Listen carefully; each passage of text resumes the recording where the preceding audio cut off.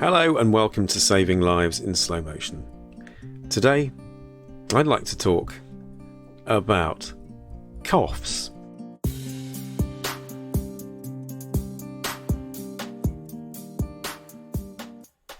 Oh dear, it is that time of the year. We have started to see coughs, colds, viruses, you name it, whether it's COVID or flu, not that there's been very much of that, or just upper respiratory infections. Coughs must be one of the most common, talked about, but inconvenient human conditions that there are.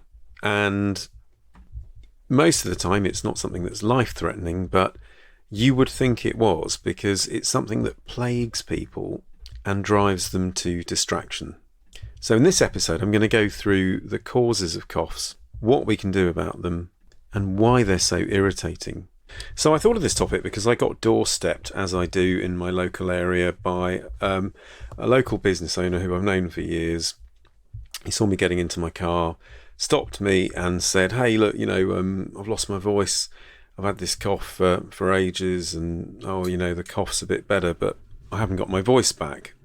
And he couldn't get an appointment at his doctor's, and so I thought, oh gosh, that's not really my problem. But I said to him, look, it sounds like you've got tracheitis, because that's something that makes you lose your voice, as well as laryngitis. I'll come on to these and what they mean. But tracheitis is inflammation of the windpipe, and it sounded from his story that that's what he had.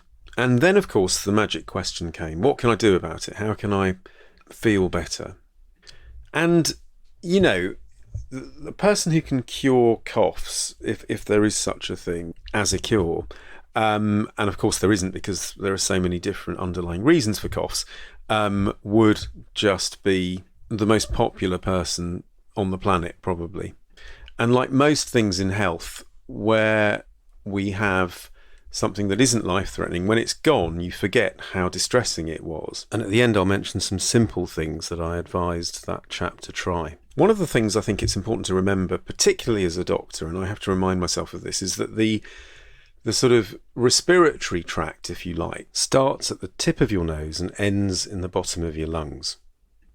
And it's not just the lungs, it's not just the throat, and it's not just the nose. It's all three of those things. And some sort of malfunction or some sort of process in any of those areas can lead to the symptom of a cough. So let's do it anatomically. Why not, while we're there? So tip of the nose, the kind of things that can lead to a cough would be a cold or hay fever, allergies, all of those things that enter the nose, go up into the nose, and of course the back of the nose connects directly with the throat. There's also this condition called postnasal drip, where mucus goes down the back of the throat, and that can cause a cough. And often people that have this will constantly have to clear their throat. If you also happen to be a mouth breather and not a nose breather, that can lead to a dry throat, and that can lead to some cough symptoms as well. So that's just a few things off the cuff that are quite common and, if you like, are nasal causes of coughs. Now, in the chest itself, what is a cough? I mean, a cough is essentially a reflex. And whenever anything foreign enters your respiratory tract, your lungs will try and clear anything that is foreign. And it does that by making the airways narrow, something called bronchoconstriction, and also churning out mucus from the linings of the lungs. And in that whole process, there are so many muscles that are involved in the back of the throat as well as the ribs. But the important thing to remember is that it's a defense mechanism and that it's a reflex. And that means that with coughs, you don't have any control because it's a reflex. And this is why it's often so difficult to treat. You start coughing and you just can't stop. Or another common story I hear a lot is that you go to bed at night and you've been fine all day and suddenly the cough kicks off. And that's because, of course, mucus migrates up from the lungs back towards the throat when you lie flat, collects at the back of the throat, tickles the throat, and kicks off the cough again. Now, in essence, you want to work out whether your cough is reversible or irreversible. If it's something like a virus or a bacteria or a drug side effect, so for example, there's a blood pressure tablet or a group of tablets called ACE inhibitors, and they quite often, in 10% or more of cases, will kick off a cough. And I've had a couple of patients actually over the years who've taken 1 or 2 doses and had a cough for a month. I mean, a horrific cough, and it took them a while to work out that it was the tablet.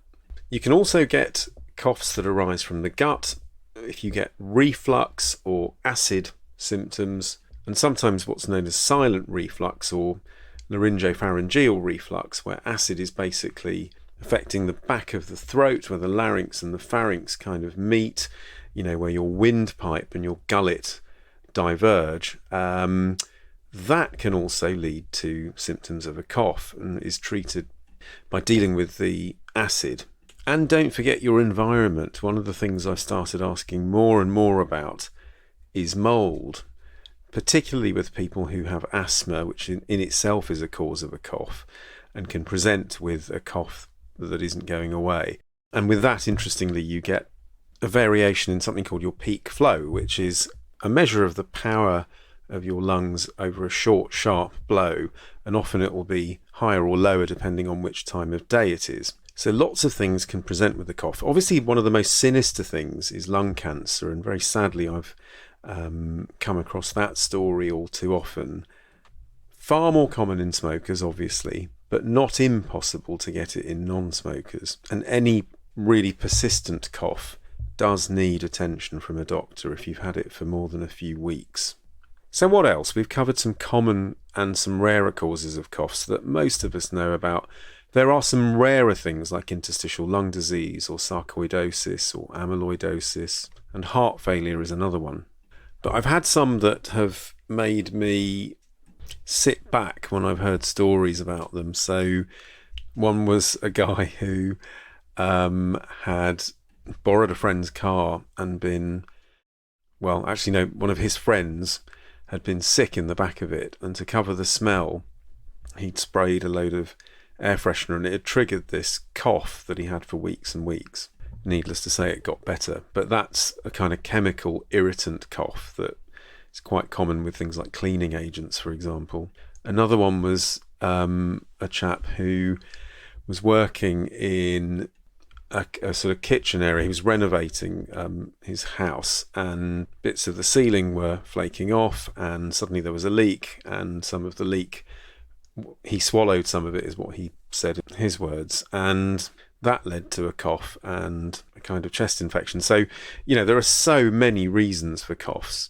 What actually works to get them better? Well, what's funny is that the medication that we use to get some coughs better, for example, if you've ever had an exacerbation of asthma, will often give you steroids as part of the treatment. And I just want to take a moment here, because one of the things I think that is underestimated about coughs, and not all coughs, but some of them, apart from the fact that they are quite irritating because, as I said earlier on, it's a reflex, is if you're breathless with it.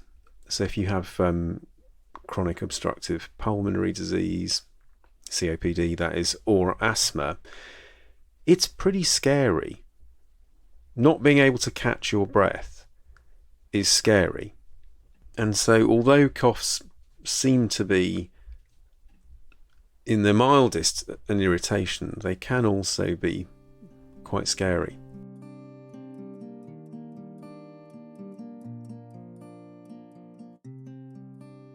So unsurprisingly, the treatment for coughs depends on the cause. If it's an allergic type of cough, you might need antihistamines. If it's an asthmatic type of cough, you might need more asthma treatment. What about simple measures that work for coughs that are reversible? Because some of them, the lung cancer or interstitial lung disease or progressive disease coughs are not going to be reversible in the long term. Well, one of the ones that used to really wind me up years ago, which I used to hear a lot of GPs peddle out, was this thing about honey and lemon. And I remember, evidence-based medicine was a huge thing in my day, because I trained in the Oxford Deanery, and the Oxford Deanery is kind of the spiritual home of evidence-based medicine in some ways. And I remember thinking, where the heck is the evidence for honey and lemon? But actually, there is some evidence for honey, and honey treating upper respiratory infections can be effective. There are studies on this, and when you compare cough syrups or cough suppressants, honey actually scored higher in one of the trials. So that is quite interesting.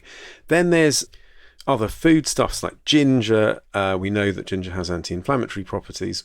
And another one which used to be recommended a lot is steam, particularly for croup, or LTB, as they say in the United States, laryngotracheobronchitis.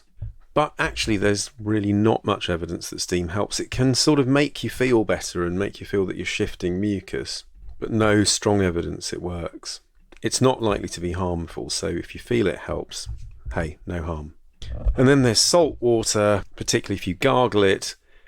Quite common advice that, and the theory is that it reduces mucus by the power of osmosis. It creates a sort of salt gradient. And there are a few more things that people bandy about, increasing your vitamin D. Some people talk about vitamin C. There's N-acetylcysteine, which is an amino acid that can help liver detoxification, but also mucus. And possibly probiotics that can boost the immune system, but a bit hit and miss, to be honest. And the other things in terms of avoiding, I'm a big fan of removing something and adding something in, this dual effect. You've got to avoid the basics. So alcohol, for example. Dairy products can sometimes encourage mucus, and also making sure that you avoid going out in cold air, because cold air can be dry and that sort of dries out the throat and that can make coughs worse. So all good things to think about. And at night time, if you're someone who really coughs a lot at night, you might want to prop your pillows up so that you're more upright. Make sure you're well hydrated and that your throat isn't dry. The bottom line is that there is no one cure for coughs. I know it's not what people want to hear, but it's the truth. And so many people suffer with it day in, day out, seeking help from pharmacists and, doing what they can to manage their symptom. I'm just going to leave you with a final thought, and that is that environment is really important for coughs. If you think about the planet that we live in, I mentioned mold earlier on, but there are so many other environmental triggers for coughs: air pollution, smoking, bad ventilation in homes. And if you remember that environment is one of the 8 spokes in the health loop that I talk about quite a lot in this series, which features in my book, The Health Fix, other things all have an impact on symptoms, and a cough is no exception. So it is a mixture of all of those things: diet, exercise, sleep, stress, genetics, historic infections, your environment, and sunlight. So have a think about those. Have a look at the show notes, because there will be things there that you might find surprising and interesting when it comes to coughs. Okay, that was that. Do let me know your thoughts. Have you had a chronic cough? Have you had anything that's worked really well? I'd love to hear from you. Leave me some comments on socials. And we're coming to that time of year, certainly in the UK, where people should start to supplement with vitamin D. Most groups need it in winter months. It kind of supports your immune system. So a plug for that. And until next time, do look after yourself. Take care. Stay well. Bye for now.